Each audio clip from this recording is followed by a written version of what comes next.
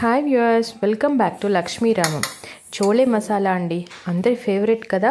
ఈజీగా కుక్కర్లో చేసుకోవడం చూద్దాం.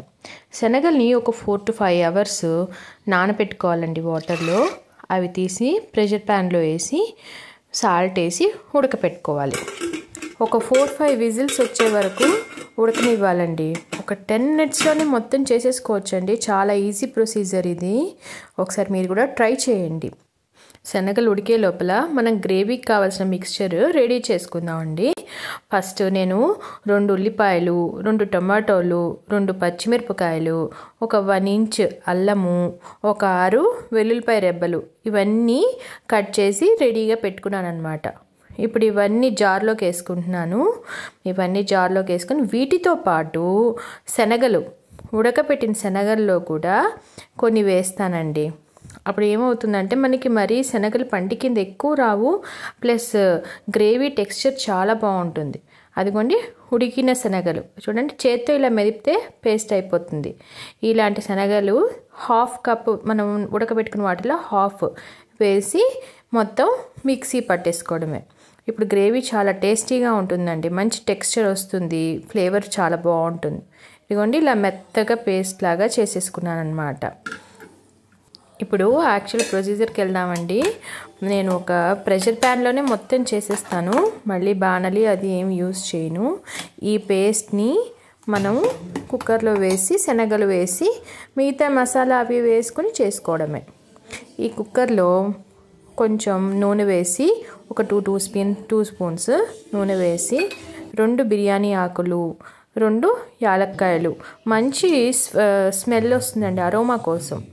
ఆ తర్వాత మనం పేస్ట్ చేసుకున్న ఉల్లిపాయ, టమాటా, శనగల పేస్ట్ అది వేసేసి రాత్రి శనగలు నానబెట్టుకున్నామంటే పిల్లలకి బాక్స్లో ఈజీగా పెట్టేసుకోవచ్చండి, మనకైనా పిల్లలకైనా.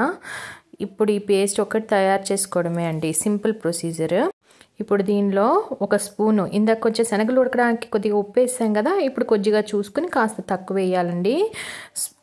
సాల్ట్, పసుపు, కొద్దిగా కారము, ఇంకా ధనియా పౌడర్, ఒక 1/2 teaspoon ధనియా పౌడరు, 1/2 teaspoon జీరా పౌడరు, మనము ముందుగా ఉడకపెట్టి పెట్టుకున్నాం కదండి శనగలు, ఆ శనగలు, ప్లస్ గరం మసాలా కాస్త వేసి కసూరి మేతి మంచిగా చక్కగా చేతిలో క్రష్ చేసేసుకొని మెదుపుకొని అది వేసుకొని మూత పెట్టేసేయడమేనండి కుక్కర్. కొంచెం వాటర్ వేసుకోవాలండి, ఇందాక మిక్సీ పట్టుకున్న దానిలో మిగిలిన ఇది ఉంటుంది కదా, దానిలో కొంచెం వాటర్ వేసుకుని ఒకసారి కలిపేసి మూత పెట్టి ఇంకొక 3 విజిల్స్ రానిస్తే మన చోలే మసాలా రెడీ అయిపోతుందండి. ఈ లోపల చపాతీ ప్రిపేర్ చేసుకుంటే చపాతీకైనా పూరీకైనా బాగుంటుందండి. నేను జనరల్గా చపాతీ పెడతాను బాక్స్లోకి పిల్లలకి. అదిగోండి మన కూర రెడీ. చూడండి చక్కగా మనము మంచి టెక్స్చర్ వచ్చేసి రెడీగా వచ్చేసింది. బయట ఎలా ఉంటుందో మనకి పూరీలో చోలే మసాలా కర్రీ అలాగే వస్తుందండి. చూడండి మన కర్రీ రెడీ అయిపోయింది. ఇప్పుడు ఒక ప్లేట్లో చక్కగా సర్వ్ చేసుకుందాము.